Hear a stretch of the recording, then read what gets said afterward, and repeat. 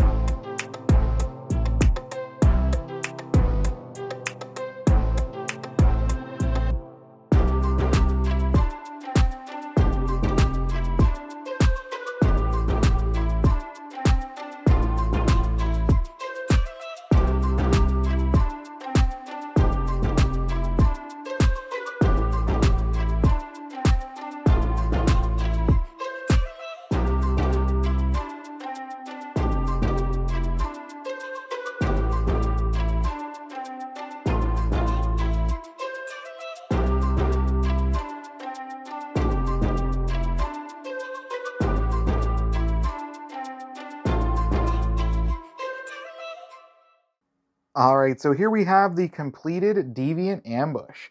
Now, this one, overall, the set looks really nice, and it looks like we do get the three Eternals. We get Gilgamesh, Thena, and Makari, as well as the Deviant itself in the background.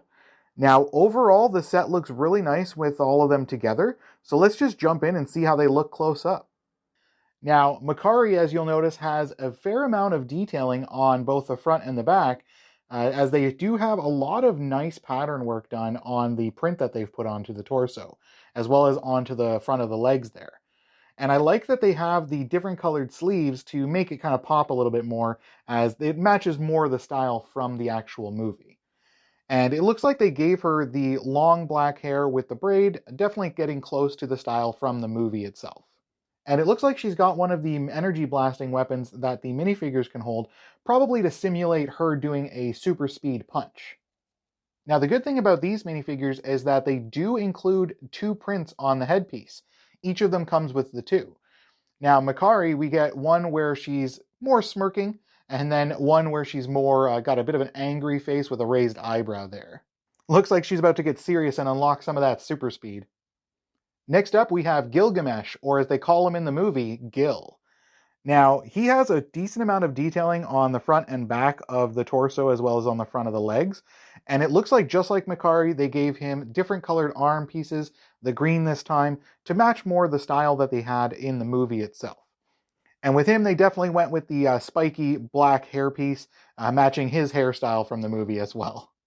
Now with Gilgamesh, we do get the energy fist accessories that he did have in the movie, kind of matching that style. And it's interesting that the minifigure hand just kind of holds on to it like some of the other accessories, but it does kind of hide it with how big the hands are, as well as the effect there going back onto the forearm. Now for him, we do get the two prints on the head as well. We got him with a happy face, just smiling there, and then we've got his more serious face for when he's in the fight. And finally, for the minifigures, we have Thena, not to be confused with Athena. Definitely drop the A when you're hanging out with her. But it looks like with her, we also do get a nice print on the front and back of the torso. It looks like it also extends onto the front of the legs, just like the last minifigures, and that's a theme I'm noticing with all of the minifigures for this line. I don't have any of the other sets yet, so we'll have to see if I get one of those, if they come with the same kind of print on those ones as well.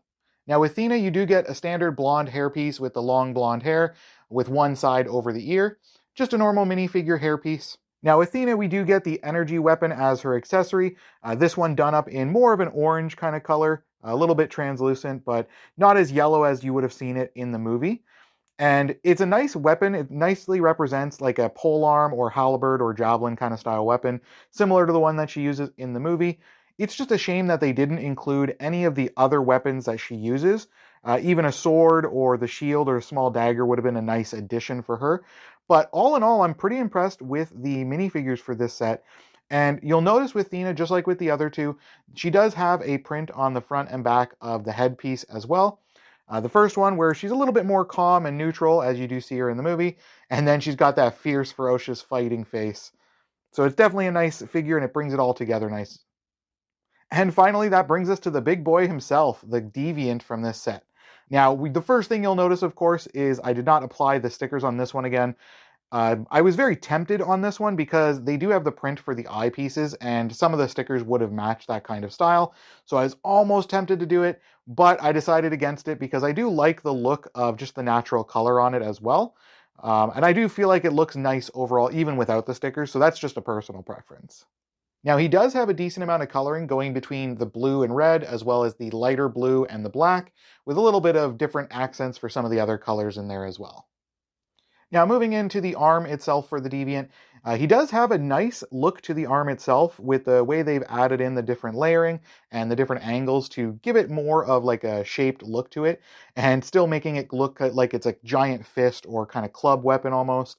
It's just a shame that they did not include more range of motion and more joints for you to work with, because it's only got the one shoulder joint with the ball joint there, and it does limit the range of motion a little bit. And it's just a shame that they can't reach their arms across their chest to actually like hold down a minifigure.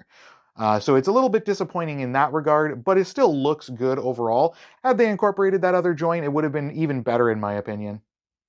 For the head of the Deviant, they did include a fair amount of detailing in there, even with just the two printed pieces, because of course I did not apply the stickers on there. I'm sure the stickers would have made it pop that much more.